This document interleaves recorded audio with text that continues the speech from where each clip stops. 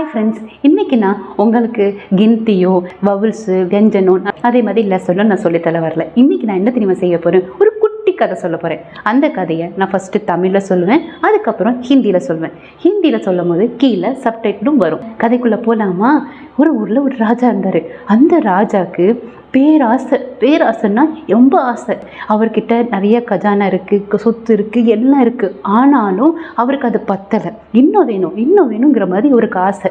இது கடவுள் மேலேருந்து பார்த்துட்டே இருந்திருக்காரு. கடவுள் நினச்சிட்டு இருக்காரு, இன்னும் ராஜாக்கு இவ்வளோ இருந்தும் அவருக்கு இன்னும் ஆசையை தீர மாட்டேங்குதே, அப்படி என்ன செய்யலாம் அப்படின்னு சொல்லிட்டு அவர் யோசிச்சார். ஓகே, நம்ம அவர்கிட்ட போய் நிற்போம், அவன் முன்னாடி போய் நிற்போம். அவன்கிட்ட நம்ம சொல்லுவோம், நான் உனக்கு ஒரு வரம் கொடுக்கலான் இருக்கேன், நீ என்ன வரம் வேணுமோ கேளு அப்படின்னு சொல்லி நிற்போம். அவன் என்ன தான் கேட்குறான்னு பார்ப்போமே அப்படின்னு சொல்லி கடவுள் டிசைட் பண்ணிட்டு அவர்கிட்ட முன்னாடி வராரு. யார் முன்னாடி? அந்த ராஜா முன்னாடி. யார் ராஜா? அது கஜானா, நிறைய காசு சொத்து பக்கம்லாம் வச்சுருக்காருல, அவர் முன்னாடி நிற்கிறாரு. ராஜா பார்க்குறாரு, என்னது கடவுளா? அவ்வளோ நல்லவனாண்ணா, நான் அப்படியா அப்படின்னு சொல்லி சந்தோஷப்படுறாரு. ஆமாம், நான் நீ பண்ணுற இதில் நான் சந்தோஷமாகி தான் முன்னாடி நிற்கிறேன். இப்போது நீ என்ன வரம் கேட்குறியோ நான் தருவேன் அப்படின்னு சொன்னோடனே அவருக்கு ஒன்றுமே புரியல. வானத்துக்கு பூமி குதிக்கிறாரு. என்ன பண்ணலாம்? உடனே அவர் சொல்கிறாரு, எனக்கு 2 நிமிஷம் கொடுங்க கடவுளே, நான் என்ன யோசிச்சுட்டு நான் சொல்கிறேன் அப்படின்னு சொல்கிறாரு. சரி ஆகட்டும் அப்படின்னு சொல்லிட்டு கடவுளும் 2 நிமிஷம் டைம் கொடுக்குறாரு. அவர் என்ன சொல்கிறாருன்னா, ராஜா என்ன சொல்கிறாருன்னா, நான் வரது யோசிச்சிட்டேன். என்ன வர யோசிச்சாய் நீ அப்படின்னு சொல்லி கடவுள் கேட்க, இவர் சொல்கிறாரு, நான் தொட்டதுன்னா தங்கமாகணும் அப்படின்றாரு.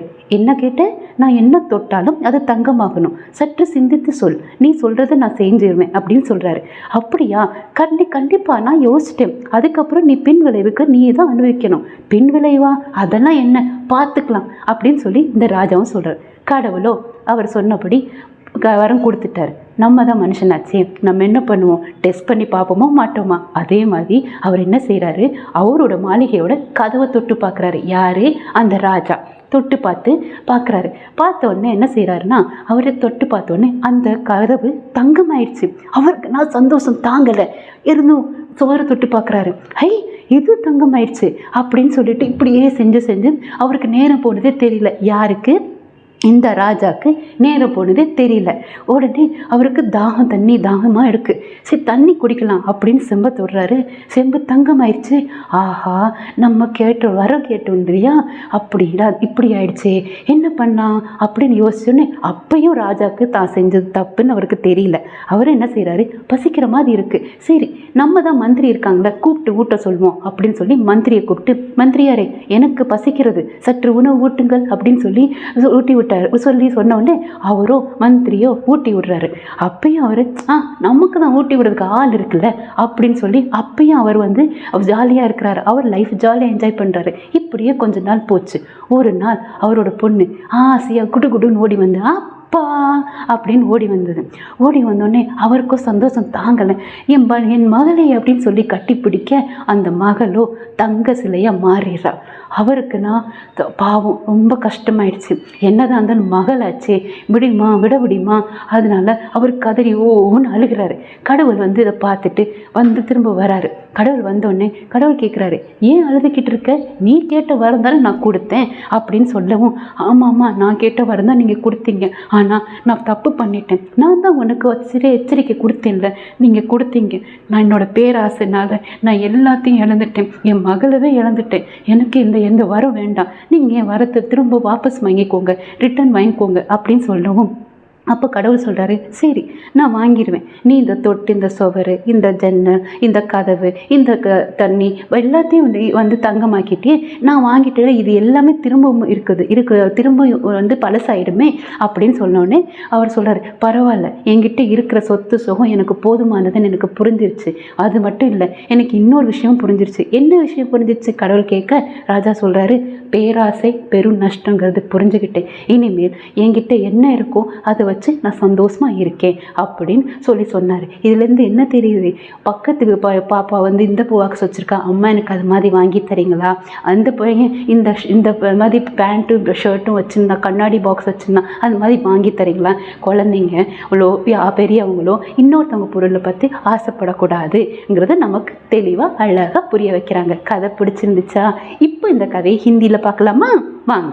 एक गांव में एक राजा रहता था। उस राजा को बहुत धन दौलत उस राजा के पास था, लेकिन उस राजा को वो काफ़ी नहीं था, उससे वो खुश नहीं था। वो और चाहता था कि ये भगवान ऊपर से ये देख रहे थे। भगवान ने सोचा इसको तो सबक दिखाना चाहिए, क्या करें।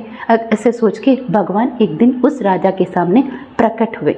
ये राजा बहुत खुश हो गए, अरे भगवान मेरे सामने प्रकट हुए, मैं इतना अच्छा इंसान हूँ क्या। ऐसे करके राजा बोले, तो बोले हाँ मैं तुमसे बहुत खुश हुआ, मैं तुम घरे एक वर लेके आया हूँ, जो तुम बोलोगे मैं वो वर तुमके देता हूँ। ऐसे भगवान ने बोला। राजा खुश होके आसमान भूमि को खोदने लगे। राजा ने बोला मुझे 2 मिनट दे दीजिए, मैं सोच के मैं आपसे मैं वर मांगता हूँ करके राजा ने बोला। तो भगवान ने बोला ठीक है मैं तुम्हें 2 मिनट देता हूँ। कुछ देर बाद राजा ने कहा हाँ मेरे को ऐसा वर दीजिए जिसको भी मैं छू लूँ वो सोना हो जाए। क्या बोले, अच्छा ज़रा सोच के बताओ कि क्या ये ठीक रहेगा, क्योंकि वरना तुम ही पछताओगे। इसमें क्या पछताना, नहीं पछताऊंगा, आप मुझे ये वर दीजिए। तो भगवान ने बोला ठीक है मैंने तुम्हें ये वर दे दिया, तुम खुश रहो करके भगवान चले गए वहाँ से। हम तो इंसान हैं ना, हम किसी की बात तो इतनी जल्दी मानते नहीं हैं। तो राजा ने क्या किया, उनके महल के दरवाजे को छुआ, दरवाज़ा सोना हो गया। उनका खुशी का ठिकाना ही नहीं। उसके बाद उन्होंने दीवार को छुआ, दीवार भी सोना हो गया। ऐसे करते करते बहुत देर हो गई, जो राजा को पता ही नहीं चला। उनको प्यास लगी तो उन्होंने क्या किया, चलो पानी पीते हैं करके उन्होंने लोटे को छुआ तो लोटा भी सोना हो गया। तब उन्होंने बोला हे भगवान ये तो भी ऐसा हो गया, अभी तो मुझे भूख लगी है, मैं कैसे खाना खाऊंगा। ऐसे करके राजा ने सोचा आइडिया, मेरे पास तो मंत्री है ना, मैं उनको बुला के खाना खिलाने के लिए बुलाता हूँ। उन्होंने खाना खिलाना शुरू कर दिया। फिर भी राजा को ये नहीं लगा कि जो उन्होंने वर मांगा है वो गलत है करके राजा को लगा ही नहीं। उनकी बेटी बड़े प्यार से पापा करके दौड़ के आके अपने पापा को गले लगाने के लिए आई। पापा भी खुश होके बेटी करके बुला के गले लगाए तो बेटी सोने की मूर्ति बन गई। वो राजा को लगा हे भगवान मेरी बेटी तो सोने की मूर्ति बन गई, अब मैं क्या करूँगा। तो भगवान फिर प्रकट हुए। भगवान ने बोला जो तुमने वर मांगा वो तो मैंने तुम्हें दे दिया, फिर तुम क्यों रो रहे हो करके राजा से भगवान ने पूछा। तो राजा बोले हाँ मैं तो ऐसे ही वर मांगा था, लेकिन गलती कर दी, मुझे मेरी बेटी चाहिए वापस, इसलिए मेरा वर आप फिर से वापस ले लीजिए भगवान करके भगवान से बहुत गिर रहे।